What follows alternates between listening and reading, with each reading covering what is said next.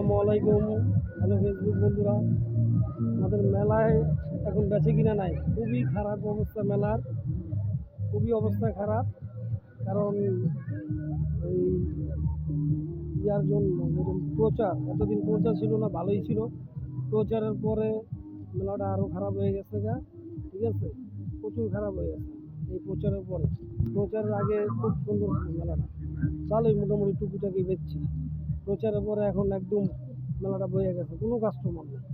দেখেন পুরা মাঠ ফাঁকা, পুরা মাঠ ফাঁকা, কোনো কাস্টমার নাই, বুঝছে।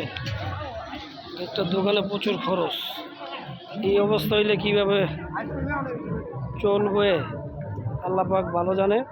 যাই হোক, আপনারা সবাই দোয়া করবেন, বেশি বেশি লাইক শেয়ার কমেন্টস করবেন। আমি টিপু আহমেদ সুলতান বলছি পেজ থেকে, সবাই পেজটাকে ফলো করে দিবেন। আসসালামু আলাইকুম।